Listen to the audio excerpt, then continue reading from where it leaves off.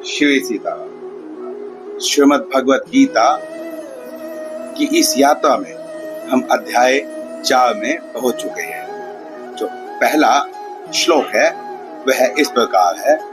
श्री भगवानुवाच इमं विवस्वते योगं भुक्तवानहं व्ययम् विवस्वान् मनवे प्राह वृक्षवा कविद्ववीत।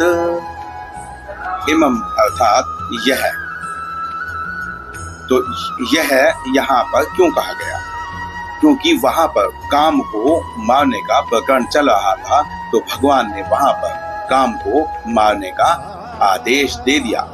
वेद व्यास जी ने इस अध्याय को समाप्त किया और उसके पश्चात जो चौथा अध्याय है इसे ज्ञान कर्म संन्यास योग नाम दिया।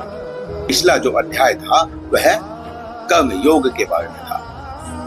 अब पिछले अध्याय से जब यह श्लोक चलता हुआ आ रहा है तो यहाँ पर जो इमम है वह कर्म योग का वाचक है। इसके पश्चात भगवान कहते हैं कि यह जो अविनाशी अनादि ज्ञान है ये मैंने पहले सृष्टि के प्रारंभ में विवस्वान अर्थात सूर्य को दिया था। अब यहाँ पर भगवान अर्जुन को कोई नई बात नहीं बता रहे हैं। यहाँ पर इस ज्ञान की अनादिता सिद्ध की गई है। भगवान ने बताया कि विवस्वान को सबसे पहले यह ज्ञान दिया गया था। अब यहाँ पर एक प्रश्न यह उठता है कि विवस्वान को ही क्यों यह ज्ञान सबसे पहले दिया गया था? क्योंकि विवस्वान तो एक क्षत्रिय, एक गृहस्थ और एक राजा थे, जबकि ज्ञान तो ब्राह्मणों के लिए होता है। तो अब यहाँ पर भगवान यह बताएंगे कि क्यों विवस्वान को यह ज्ञान हमने सबसे पहले दिया था, तो अर्जुन को भी यह ज्ञान सबसे पहले क्यों दिया जा रहा है। आप यह देखें कि यह जो ज्ञान है यह कर्म योग का ज्ञान है। इसे संन्यास से आप अधिक ना जोड़ें। संन्यास का अर्थ अपनी जिम्मेवारियों से भागना नहीं होता है। संन्यास का अर्थ यह होता है कि व्यक्ति अपने लिए कामना करना बंद कर देता है। वह वही कार्य करता है जो लोक कल्याण के कार्य होते हैं। क्योंकि भगवान गीता में 30वें अध्याय में बता चुके हैं कि किसी भी क्षण मनुष्य कर्म किए बिना नहीं रह सकता। तो इसीलिए संन्यास का अर्थ ऐसा नहीं है कि आप सब कुछ छोड़कर पहाड़ों में जाएं और अकेले रहना शुरू कर दें। यह संन्यास नहीं है। संन्यास का अर्थ यह होता है कि जो संन्यास लेता है, सनातन धर्म में 75 वर्ष के पश्चात संन्यास लेने की परंपरा बताई गई है। तो यदि कोई संन्यास लेता है तो वह उस समय पर उतना वयोवृद्ध होता है, वह जानता है कि क्या सही है और क्या गलत है। तो उसके द्वारा जो किए गए आचरण है वह मनुष्य अपने जीवन में करेगा तो वह कल्याण को प्राप्त कर जाएगा। उससे गलतियां बहुत कम होगी। इसीलिए अर्जुन ने पहले अध्याय में ही यह कहा था कि वयोवृद्ध होते हैं उनकी हत्या नहीं करनी चाहिए। उनकी अनुपस्थिति में कुल धर्म जो है वह समाप्त हो जाते हैं। तो यहाँ हम इस बात को ऐसे भी देख सकते हैं। तो भगवान यहाँ पर कहते हैं कि मैंने यह ज्ञान विवस्वान को दिया, यह अविनाशी ज्ञान मैंने विवस्वान को दिया। विवस्वान ने अपने पुत्र मनु को और मनु ने अपने पुत्र इक्ष्वाकु को दिया। तो यहाँ पर भगवान इस ज्ञान की परंपरा को भी बता रहे हैं कि इस ज्ञान की परंपरा में आदि में मैं ही हूँ। अब भगवान ने यह ज्ञान सूर्य भगवान को ही क्यों दिया? क्योंकि सूर्य भगवान जो है उनको शास्त्रों में सविता कहा गया है। सविता का अर्थ होता है जन्म देने वाला या उत्पन्न करने वाला। पाश्चात्य विज्ञान भी यही मानता है कि जो इस सृष्टि की रचना हुई है वह सूर्य से ही हुई है। तदंतर बाद में लोकों का निर्माण हुआ। अब यहाँ पर महाभारत में भी वन पर्व में 3:36 से 38 के श्लोकों में सूर्य भगवान के बारे में क्या कहा गया है वह भी हमें जानना अति आवश्यक है। वहां पर कहा गया है कि जो सूर्य है वह जगत का नेत्र है, वह सभी प्राणियों की आत्मा है और कर्मों में लगे हुए जो मनुष्य हैं उनका प्रेरक है, उनको प्रेरणा देने वाला है और वह ही सबका जन्म स्थान है। जो मोक्ष प्राप्त करना चाहते हैं मुमुक्षुओं का प्राप्तव्य स्थान जो है वह सूर्य है। कर्म योगियों का आश्रय जो है वह सूर्य है। सूर्य निष्काम भाव से इस जगत को पालन करने वाला है, इस जगत को पवित्र करने वाला, इस जगत को प्रकाशित करने वाला सूर्य है।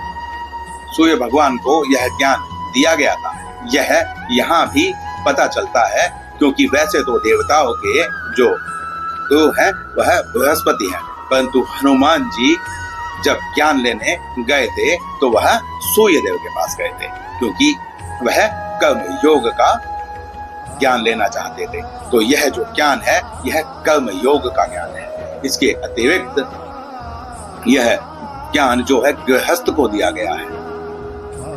गृहस्थ आश्रम में प्रवेश किया है तो वहां पर उसके उत्तरदायित्व होते हैं। अगर गृहस्थ में प्रवेश करने के पश्चात कोई संन्यास ले ले अर्थात घर परिवार को ऐसे ही छोड़ दे तो उसे बहुत अधिक अच्छा नहीं माना जा सकता, क्योंकि यदि उसके कर्तव्य अपने उत्तरदायित्व पूरे नहीं हुए हैं तो वो संन्यास चोरी ही कहलाएगा।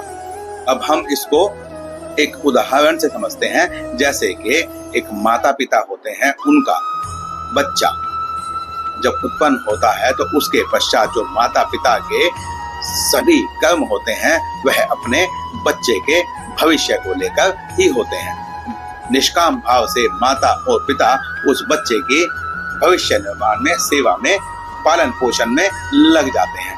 वह अत्यधिक कष्ट उठाकर भी उस शिशु का अच्छे से पालन पोषण करना चाहते हैं। यह शिक्षा उन्हें कहाँ से मिलती है?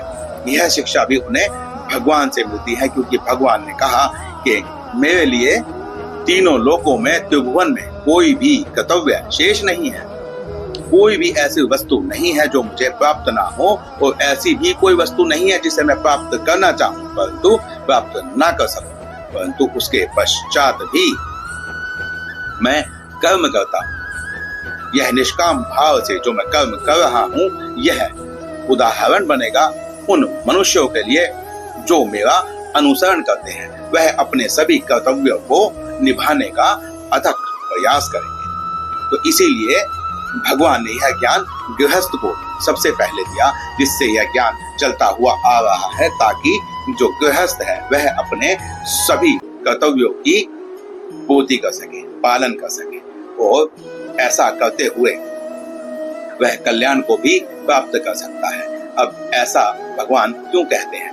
जो छोटा शिशु है वह तो उनका ही है, तो हम यहाँ पर यह कैसे माने कि जो यह कर्म किए जा रहे हैं यह निष्काम भाव से किए जा रहे हैं। अब हम सनातन धर्म की एक अवधारणा को समझते हैं कि सनातन धर्म में यह माना जाता है कि जो 12 साल की आयु से कम बच्चा होता है उसके द्वारा जो कर्म किए जाते हैं वह पाप पुण्य की दृष्टि से नहीं देखे जाते, क्योंकि तब तक जो बच्चा होता है उसका विवेक उतना नहीं होता है कि वह ये समझ पाए कि क्या सही है और क्या गलत है।